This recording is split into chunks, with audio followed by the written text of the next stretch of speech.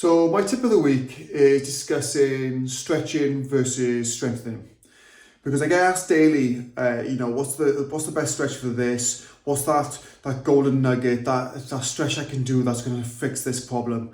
And truth be told, in my personal opinion, stretching is overrated, because if I'm honest, people tend to like to do stretching because it's easy. Yes, okay, it can be a little bit uncomfortable, but it's relatively untaxing. Doesn't take much effort. You can do it easily sitting in front of the TV. You don't have to think about it too much. You don't have to put too much effort in. And yeah, so it's relatively easy, and it's not going to tax you too much. So people like to do that. They look for the easy solution. Whereas actually, I feel people should be doing more strengthening than the stretching. So strengthening takes effort, you get sweaty, it's hard, you wake afterwards, you have to concentrate, you can't just sit there in front of the TV, you have to actually put some effort in. And it's probably the harder way to do something. So people look for an easier solution. But actually, that's where you're going to get the most benefit, is from actually focusing on the strengthening side of things than the stretching. Because if we look at the muscles that we tend to feel tight in, that we feel we need to stretch, are oftentimes the muscles that are weak.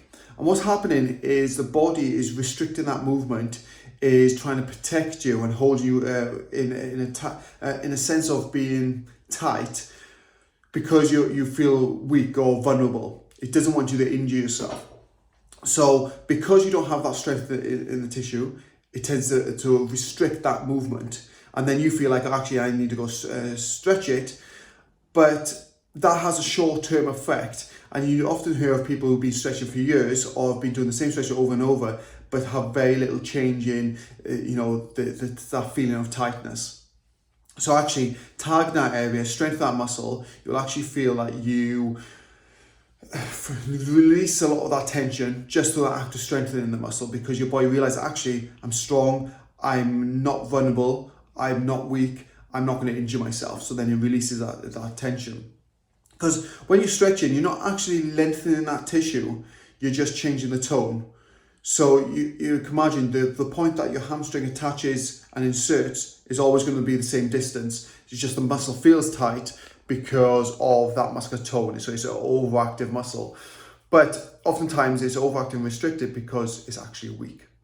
And you tend to find people talk about, I do yoga once a week or twice a week, 3 times a week, to help loosen these muscles off. Is actually, you should maybe spend that time doing more strengthening, because you look at the people that do yoga, and oftentimes the people who do yoga don't need to be stretching as much. They're often very flexible, very mobile, sometimes hypermobile, and could actually do benefit with a bit more strengthening.